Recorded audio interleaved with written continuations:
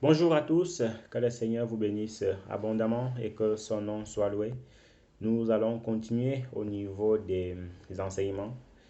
Et le thème que nous allons aborder par la grâce de Dieu, c'est Sois comme Job. Sois comme Job. Sois comme Job. Pour cela, nous allons avoir besoin de deux livres. Deux livres. Le premier livre, c'est le livre d'Ecclésiaste. Le livre d'Ecclésiaste, chapitre 7, le verset 14. Ecclésiaste, chapitre 7, le verset 14. Il est écrit: Au jour du bonheur, sois heureux, et au jour du malheur, réfléchis. Dieu a fait l'un comme l'autre, afin que l'homme ne découvre en rien ce qui sera après lui. Au jour du bonheur, réjouis-toi, et au jour du malheur, réfléchis, parce que Dieu a fait l'un comme l'autre, afin que l'homme ne découvre en rien ce qui sera après lui. Job, chapitre 1, le verset 1 au verset 22. Il y avait dans la ville d'Uth un homme qui s'appelait Job, et cet homme était intègre et droit. Il craignait Dieu et se détournait du mal. Il lui naquit 7 fils et 3 filles. Il possédait 7 000 brebis, 3 000 chameaux, 500 paires de bœufs, 500 ânesses et un très grand nombre de serviteurs. Et cet homme était le plus considérable de tous les fils de l'Orient. Ses fils allaient les uns chez les autres et donnaient tour à tour un festin, et ils invitaient leurs 3 sœurs à manger et à boire avec eux.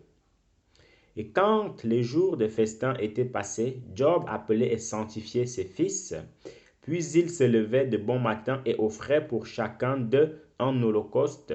Car Job disait, peut-être mes fils ont-ils péché et ont-ils offensé Dieu dans leur cœur.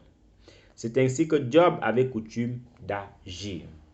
Verset 6, pardon. Or, les fils de Dieu vinrent un jour se présenter devant l'Éternel, et Satan vint aussi au milieu d'eux.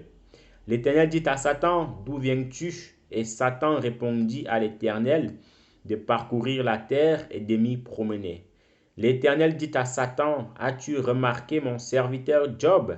Il n'y a personne comme lui sur la terre. C'est un homme intègre et droit, craignant Dieu et se détournant du mal. Et Satan répondit à l'Éternel, est-ce d'une manière désintéressée que Job craint Dieu? Ne l'as-tu pas protégé, lui, sa maison et tout ce qui est à lui? Tu as béni l'œuvre de ses mains et tu as béni l'œuvre de ses mains et ses troupeaux couvrent le pays. Mais étends ta main, touche à tout ce qui lui appartient et je suis sûr qu'il te maudira en face. L'Éternel dit à Satan, voici tout ce qui lui appartient, je te le livre, seulement ne porte pas la main sur lui. Et Satan se retira de devant la face de l'Éternel. Un jour que les fils et les filles de Job mangeaient et buvaient du vin dans la maison de leur frère aîné, il arriva auprès de Job un messager qui dit, les bœufs labouraient et les ânesses paissaient à côté d'eux. Des Sabéens se sont jetés dessus, les ont enlevés et ont passé les serviteurs au fil de l'épée, et je me suis échappé moi seul pour t'en apporter la nouvelle. Verset 16. Il parlait encore lorsque un autre vint et dit, le feu de Dieu est tombé du ciel et a embrasé les brebis et les serviteurs. Il les a consumés et je me suis échappé moi seul pour t'en apporter la nouvelle. Il parlait encore lorsqu'un autre vint et dit, des Chaldéens formés en 3 bandes se sont jetés sur les chameaux, les ont enlevés et ont passé les serviteurs au fil de l'épée, et je me suis échappé moi seul pour t'en apporter la nouvelle. Il parlait encore lorsqu'un autre vint et dit, tes fils et tes filles mangeaient et buvaient du vin dans la maison de leur frère aîné, et voici un grand vent est venu de l'autre côté du désert et a frappé contre les 4 coins de la maison. Elle s'est écroulée sur les jeunes gens et ils sont morts. Et je me suis échappé moi seul pour t'en apporter la nouvelle. Verset 20. Alors Job se leva, déchira son manteau et se rasa la tête, puis se jetant par terre, il se prosterna et dit, je suis sorti nu du sang de ma mère, et nu je retournerai dans le sang de la terre. L'Éternel a donné et l'Éternel a ôté, que le nom de l'Éternel soit béni. Verset 22, le dernier verset. En tout cela, Job ne pécha point et n'attribua rien d'injuste à Dieu. Que le Seigneur soit loué pour sa parole, que le Seigneur soit béni pour sa parole. Donc, mon frère, ma soeur, voici une histoire triste. Voici une histoire qui peut nous faire couler les larmes. Voici une histoire, on peut se dire, mais Seigneur, tu es un Dieu d'amour, tu es un Dieu miséricordieux. Pourquoi as-tu permis que cela arrive à ton serviteur Job? Lui qui était intègre, lui qui te craignait, lui qui faisait tout son possible pour te suivre, pourquoi as-tu permis cela, Père de gloire? Question. Mon frère, ma soeur, nous devons savoir que pour servir le Seigneur, il ne faut pas le faire avec intérêt. Il ne faut jamais servir, écoute-moi bien s'il te plaît, il ne faut jamais servir le Seigneur avec intérêt. Il ne faut jamais servir le Seigneur parce que tu attends quelque chose de lui. Il ne faut jamais servir le Seigneur parce que tu veux te marier, parce que tu veux un travail, parce que tu veux un enfant, parce que tu veux une bénédiction. Non, ce sont des choses qui sont bonnes. Si tu te maries, c'est bien. Avoir des enfants, c'est bien. Être béni, c'est bien. Mais il ne faut pas que ta pensée première soit que je veux servir Dieu parce que j'ai appris qu'il y bénit. Je veux servir Dieu parce que j'ai appris que là-bas, je peux bien manger. Je veux servir Dieu parce que j'ai appris que là-bas, j'aurai une bonne femme ou un bon mari. Non. Parce que le jour où l'inverse se passe, tu diras que c'est Dieu qui est méchant. Tu diras que c'est Dieu qui n'existe pas. Tu diras ceci, tu diras cela, et ce n'est pas bon. Mon frère, ma soeur, si tu veux servir le Seigneur, si tu veux vraiment en fait aimer le Seigneur, serre-le tout ton cœur, serre-le sans jamais rien entendre au retour. Serre-le d'un cœur dévoué et d'une âme bien disposée. Serre le Seigneur sans arrière-pensée. Serre le Seigneur comme un esclave qui sert son maître. Serre le Seigneur comme un élève qui sert son maître, ainsi de suite, ainsi de suite. Cette histoire, dans un premier temps, nous apprend beaucoup de choses. Voici un homme qui était intègre, le plus intègre de sa ville, de son pays. Voici un homme qui possédait beaucoup de richesses. Il faut savoir en fait qu'à l'époque, hein, d'Abraham, Job, David et tout ça, ce n'était pas l'argent leur richesse en fait. Non, ce n'était pas l'argent monnaie leur richesse. Leur richesse en fait se comptait au niveau des bœufs, au niveau des brebis, au niveau des maisons, au niveau du pâturage, ainsi de suite, ainsi de suite. Mais aujourd'hui, en fait, ce qui fait la richesse d'un homme, ce sont les maisons, c'est beaucoup plus en fait l'argent monnaie, l'argent billet. Alors qu'en leur temps, c'était l'inverse. Donc Job était très très riche, hein, mais vraiment extrêmement riche. Il avait aussi beaucoup d'enfants. Il avait beaucoup d'enfants par la grâce de Dieu. Mais voici cet homme qui menait une vie tranquille, une vie bénie, une vie grandiose. Le voici qui va être frappé par l'ennemi. Le voici qui va être frappé en fait d'un malheur dont il ne s'attendait pas du tout. La question qu'on peut se poser, c'est que Seigneur, pourquoi as-tu permis cela? Quelqu'un qui te craint, quelqu'un qui prie même pour ses enfants, que s'ils ont péché contre toi, que tu puisses les pardonner. Quelqu'un qui prend toujours de l'avance, qui anticipe toujours. Pourquoi, Père de gloire, as-tu permis cela? Bonne question. Mon frère, ma soeur, il faut savoir que le Seigneur fait ce qu'il veut, quand il veut, comme il veut, où il veut et avec qui il veut. Je reprends. Il faut savoir que le Seigneur fait ce qu'il veut, comme il veut, quand il veut, où il veut et avec qui il veut. Il n'a de compte à rendre à personne. Donc voici vraiment quelqu'un qui n'a de compte à rendre à personne. Mais il y a des situations parfois qui nous arrivent. On peut se poser la question, pourquoi? Seul Dieu sait pourquoi c'est arrivé. C'est le Seigneur qui a donné toutes ces richesses-là à Job. Alors si le Seigneur les reprend de manière temporaire, pourquoi pas? C'est le Seigneur qui a donné en fait ces enfants-là à Job. Si le Seigneur les reprend de manière temporaire, pourquoi pas? Vous voyez? Mon frère, ma soeur, il faut savoir quand quelque chose de mal, un malheur nous arrive, ne nous plaignons pas. C'est vrai que ce n'est pas évident de perdre un membre de la famille, de perdre ses enfants, de perdre sa mère, de perdre son père, de perdre vraiment tout ce que le Seigneur, tout ce que nous avons qui nous coûte cher. C'est vrai, c'est pas évident du tout. Mais il faut toujours se dire que, Seigneur, toi seul tu sais pourquoi tu as fait cela. Et comme ça ne suffisait pas, voici l'ennemi qui va se présenter devant le Seigneur.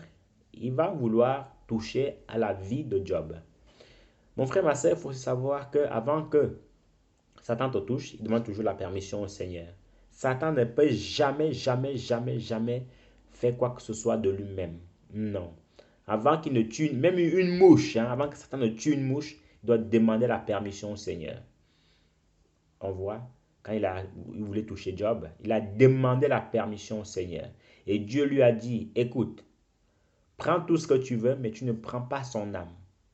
Parce que l'âme, c'est le plus important dans l'être humain. Ne prends pas son âme, ne touche pas à sa vie. Et Satan, dans son politesse, il va dire à Dieu, mais de toute façon, tu sais, si Job t'aime comme ça, si Job t'aime, c'est parce que tu l'as béni. C'est parce que tu l'as béni, il a des troupeaux et tout ça et tout ça. C'est pour ça qu'il t'a béni. Mais essaie de lui enlever tout ça, tu vas voir comment il va te maudire en face. Voilà comment cet insolent de Satan, il parle, vous voyez.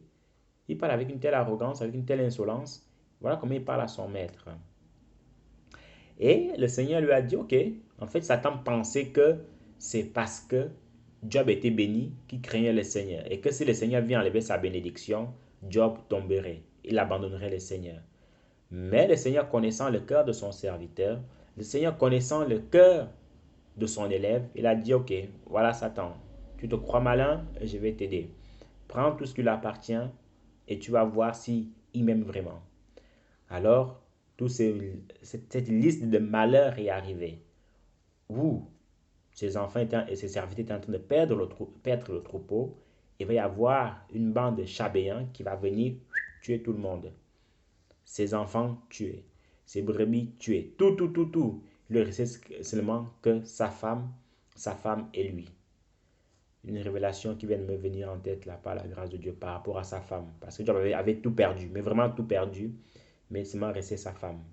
La révélation vient après par la grâce de Dieu.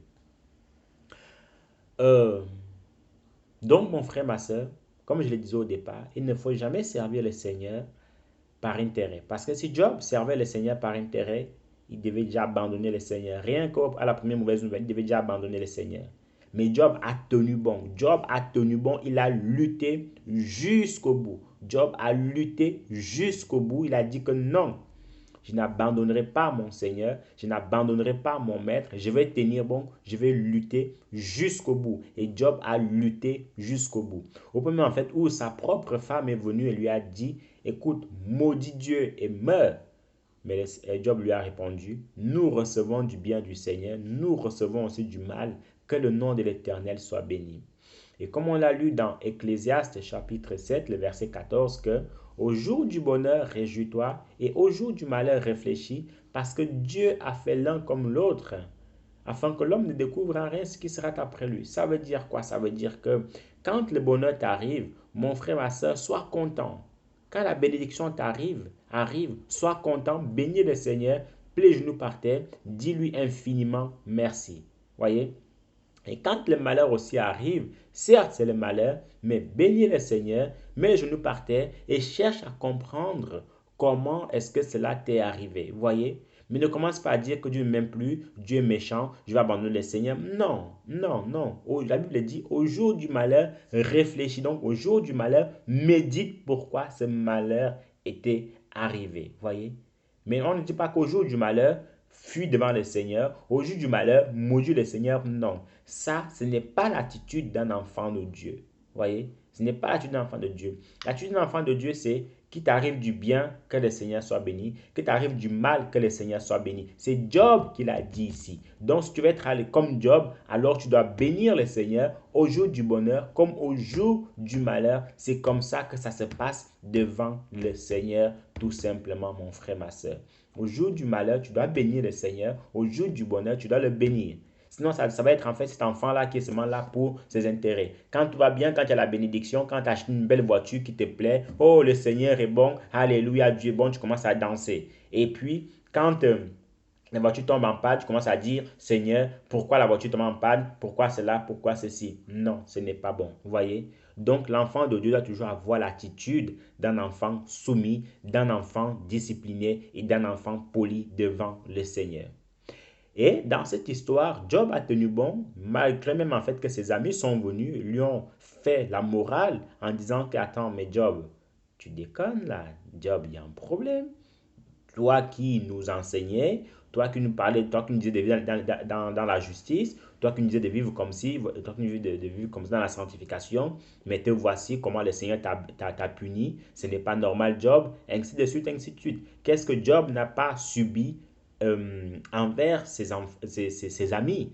En général, quand on est dans un moment de malheur comme ça, on attend que ses amis viennent nous secourir, viennent nous soutenir, mais ce n'a pas été le cas du tout. Au contraire, ils ont enfoncé le Seigneur. J'attire aussi votre attention, c'est que toi, en tant qu'enfant de Dieu, quand tu vois ton frère qui est dans le malheur, quand tu vois ton frère qui est dans les difficultés, n'enfonce pas le clou. Essaye juste de le relever. Essaie juste de le sortir du puits. Essaie juste en fait de le sortir de cette situation-là et le Seigneur te bénira. Maintenant, si tu sais que tu ne peux pas l'aider à sortir du puits, si tu sais que tu ne peux pas l'aider à sortir de ce gouffre, alors tais-toi. Alors tais-toi et ne fais rien. Ne dis rien. Ou retourne chez toi, ne dis rien du tout. Voyez? Parce que quelqu'un qui est déjà mal en point, quelqu'un qui va déjà mal, comment est-ce que tu vas encore venir l'enfoncer? Vous voyez? Donc, ce n'est pas bon du tout. Mais ses amis, s'ils n'ont pas du tout aidé Job, Job qui te dit en fait, la Bible dit qu'il a déchiré son manteau. Bon, Dieu merci, il n'était pas sacrificateur parce que vous savez, à l'époque, à cette époque-là, les sacrificateurs ne devaient pas déchirer leurs vêtements. Vous voyez? Ils ne devaient pas déchirer leurs vêtements, peu importe en fait ce qui leur arrivait. Mais ici, Job, la Bible dit en fait que Job a déchiré son manteau, il s'est rasé la tête pour dire que je suis fini, Seigneur, qu'est-ce que tu m'as fait? Vous voyez? Mais malgré cela, oh mon Dieu, mon frère, ma soeur, s'il te plaît, dans les moments de malheur, par exemple, dans le moment de deuil, dans le moment en fait où tu as tout perdu, tu as le droit de pleurer, il n'y a pas de problème, tu as le droit de pleurer et c'est ce que Job a fait. Tu as le droit de rouler par terre, c'est ce que Job a fait. Tu as le droit de crier, c'est ce que Job a fait. Mais par-dessus tout, ne parlez jamais mal du Seigneur. Par-dessus tout, ne maudis jamais le Seigneur. Par-dessus tout, n'abandonne jamais le Seigneur. Par-dessus tout, n'en veux jamais au Seigneur. C'est vrai que ce n'est pas évident, mais c'est par là qu'on saura si tu es véritablement enfant de Dieu. C'est par là qu'on saura vraiment si tu es enfant de Dieu. Tu vois un peu. Donc, ce sont des choses très, très importantes. Ne maudis jamais le Seigneur dans le moment de malheur. Parce que parfois, en fait, le Seigneur peut permettre certaines situations dans notre vie pour nous donner, en fait, soit le double à la fin, soit le triple à la fin. Ou en fait, il veut nous amener dans un autre point, dans une autre dimension encore plus excellente. Mais si nous, on n'est pas au courant de cela, mais si nous, on ne comprend pas les choses de cette manière, on risque en fait de passer à côté de la bénédiction du Seigneur. Ça serait vraiment, vraiment, vraiment dommage. Voyez? Donc, Job, malgré les critiques, malgré en fait ce que sa femme lui a dit, malgré en fait le fait que sa femme n'était plus avec lui, il a tenu bon.